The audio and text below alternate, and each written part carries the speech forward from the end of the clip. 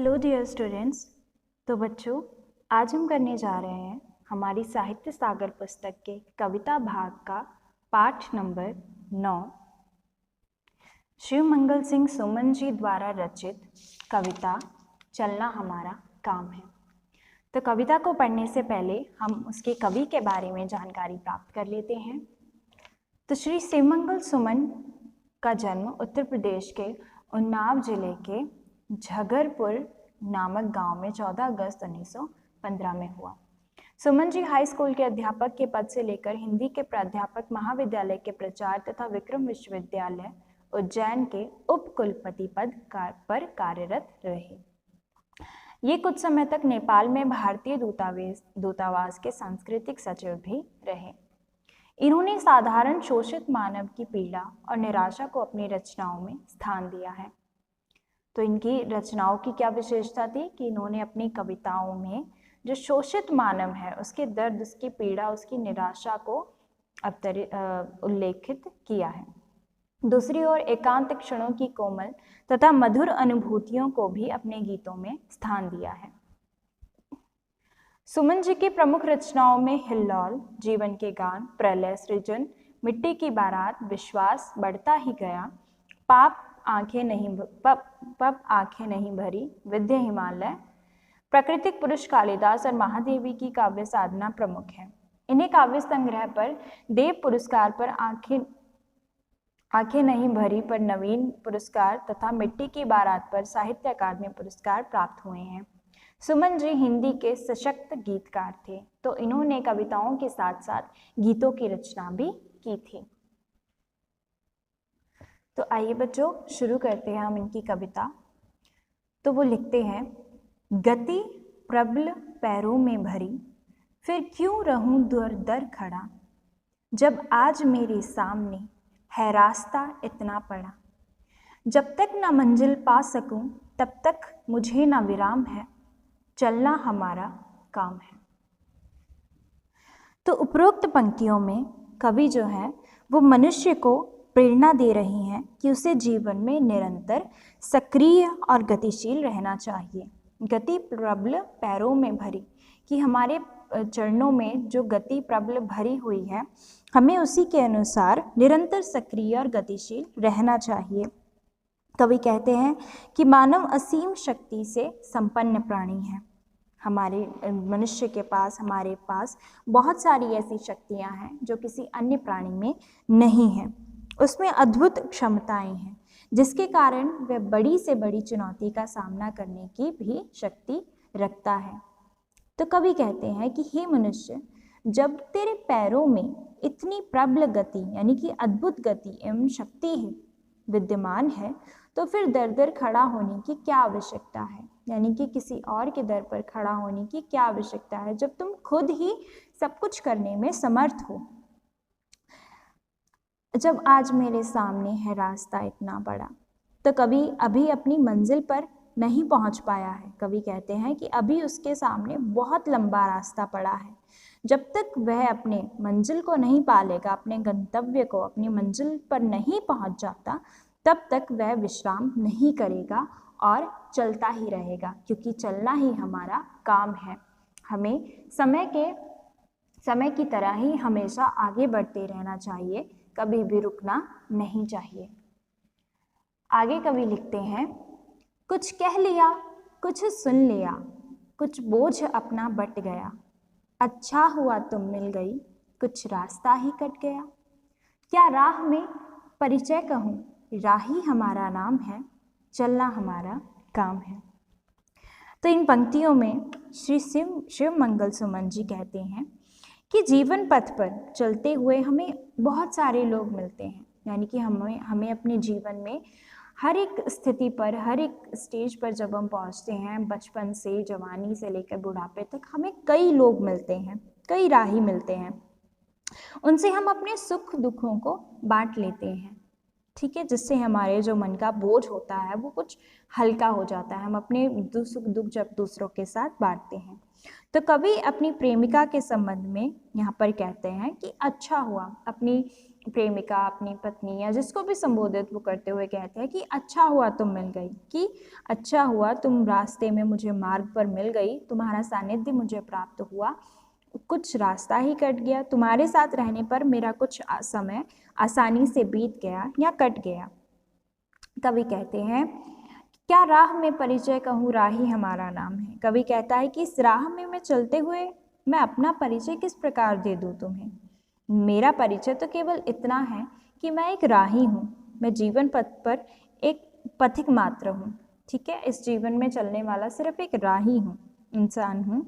हमारा काम तो अपने लक्ष्य की ओर निरंतर बढ़ते रहना है, और हमारा काम ही, मनुष्य का काम ही यही है कि समय की भांति निरंतर आगे बढ़ते रहना, अपने लक्ष्य की ओर बढ़ते रहना। आगे कवि लिखते हैं कि जीवन अपूर्ण लिए हुए, पाता कभी खोता कभी, आशा निराशा से घिरा, हंसता कभी रोता कभी, गति मति न हो अवरुद्ध, इसका ध्यान आठों याम है, चलना हमारा काम है। तो यहाँ पर सुमन जी कहते हैं कि जो मनुष्य का जीवन है वो एक अपूर्ण है, इसमें कभी असफलता है तो कभी सफलता है, कभी वो कुछ पाता है तो कभी वो कुछ खोता है। यानी कि मनुष्य, कोई भी ऐसा मनुष्य नहीं है जिसका जीवन पूर्ण हो, जिसे सब कुछ प्राप्त हो गया हो, जिसे सारे सुख प्राप्त हो गए हो। ये जीवन ही एक अपूर्ण है, अपूर्णता की निशानी है। इसमें हमें कभी कुछ मिल जाता है तो कभी हमसे कुछ खो जाता है, कभी हम आशावादी हो जाते हैं तो कभी हम निराशा भय से घबरा जाते हैं, उसमें घिरे जाते हैं। मनुष्य का कभी आशा तो कभी निराशा मिलती है, हंसता है वो कभी रोता है, गतिमति ना हो अवरुद्ध, इसका ध्यान आठों याम है। तो मनुष्य का कर्तव्य है कि इसमें ना वो घबराए, ना अपना साहस छोड़े और ना धैर्य छोड़े। भाग्य है कि हमारे जीवन में जितनी भी असफलताएं आए, निराशाएं आए, हमें उनका डट कर, हमें उन दुखों का डट कर सामना करना चाहिए हिम्मत के साथ। कोई भी कुछ भी हमें कठिनाई आ जाती है तो डरना नहीं चाहिए, बल्कि उसे सुलझाने की, उस मुश्किल को सुलझाने की कोशिश करनी चाहिए, क्योंकि यही स्थिति सदा नहीं रहने वाली। दुख के साथ सुख भी आएगा और निराशा के साथ आशा भी आएगी। असफलता अगर आज तुम्हें प्राप्त हुई है तो अगर मेहनत करोगे तो कल तुम्हें सफलता भी प्राप्त होगी। तो अतः कवि के अनुसार मनुष्य के जीवन की गति कभी भी रुकनी नहीं चाहिए। गति मति ना अवरुद्ध हो, अवरुद्ध यानी कि रुकना। तो हमारी जो गति है, काम करने की गति है, सफलता को प्राप्त करने का जो हमारा मार्ग है, वो कभी भी हमें उस पर बाधा नहीं डालनी चाहिए, रुकना नहीं चाहिए। इसका ध्यान हमें आठों पहर रहना चाहिए। अतः हमें अपने लक्ष्य की ओर निरंतर गतिशील बने रहना चाहिए, क्योंकि यही हमारा काम है, यही हमारा कर्म है और यही हमारा धर्म है। आगे कवि लिखते हैं, इस विशद विश्व प्रवाह में किसको नहीं बहना पड़ा, सुख दुख हमारी ही तरह किसको नहीं सहना पड़ा, फिर व्यर्थ क्यों कहता फिरो, मुझ पर विधाता वाम है, चलना हमारा काम है। तो इन पंक्तियों में कवि कहते हैं कि ये संसार बहुत बड़ा है, विशद यानी कि बहुत बड़ा ये विश्व परिवार है, यानी कि ये विश्व जो संसार है, जो ये दुनिया है, बहुत बड़ी है। इस संसार में कोई भी ऐसा नहीं है जो सुख दुख, आशा निराशा, सफलता असफलता से प्रभावित ना हुआ हो। किसको नहीं बहना पड़ा, सुख दुख हमारी ही तरह। यानी कि जैसे हमारे जीवन में निराशा, आशा, सफलता, असफलता आती हैं, वैसे ही सभी के जीवन में आती हैं। ऐसा कोई भी ऐसा इंसान नहीं है जिसे हमेशा सुख या जिसे हमेशा सफलता ही प्राप्त हुई हो। हमारी ही तरह इस दुनिया के अन्य जो लोग हैं वो भी हमारी ही तरह है, उन्हें भी कभी ना कभी असफलता, निराशा का सामना करना पड़ा है। ऐसा कौन है जिसको ये सब कुछ नहीं सहना पड़ा। तो भाव ये है कि संसार में सभी को दुख सुख, आशा निराशा, सबको ये सहना पड़ता है और इसके साथ ही हमेशा हमें चलना पड़ता है। फिर व्यर्थ क्यों कहता फिर मुझ पर विधाता वाम है। तो यहाँ पर पंक्तियों में कवि कहते हैं कि जब इस संसार में सभी को इन सुख दुख जैसे पलों से गुजरना पड़ता है, तो फिर मैं क्यों विधाता से व्यर्थ में ही शिकायत करूं, और स्वयं को अभागा कहता फिरूं कि मेरी तो किस्मत ही खराब है, मेरे साथ ही ऐसा क्यों होता है, तो मैं व्यर्थ में क्यों भगवान को दोष देता रहूं या अपनी किस्मत को दोष देता रहूं, क्योंकि इस दुनिया में सबके साथ ऐसा ही होता है। तो कवि यहाँ पर प्रेरणा दे रही हैं कि जीवन पथ की बाधाओं पर विजय प्राप्त करते हुए धैर्य और साहस के साथ हमें आगे बढ़ना चाहिए, क्योंकि यही हमारा काम है, यही हमारा कर्म है। कवि आगे लिखते हैं, मैं पूर्णता की खोज में दर दर भटकता ही रहा, प्रत्येक पग पर कुछ न कुछ रोड़ा अटकता ही रहा, पर हो निराशा क्यों मुझे, जीवन इसी का नाम है, चलना हमारा काम है। तो कवि कहते हैं कि पूर्णता की खोज में दर दर भटकता रहा, मैं इस अपूर्ण जीवन में न जाने किस पूर्णता की खोज में भटकता रहा, परंतु वो जिस ओर भी कदम बढ़ाता, कभी अपने बारे में कहते हैं कि मैंने जिस ओर भी कदम बढ़ाया कोई ना कोई रुकावट आकर खड़ी हो जाती थी, प्रत्येक पग पर कुछ न कुछ रोड़ा अटकता ही रहा। इन रुकावटों के कारण वह पूर्णता को प्राप्त ना कर सका, परंतु वह निराश नहीं हुआ, पर हो निराशा क्यों मुझे।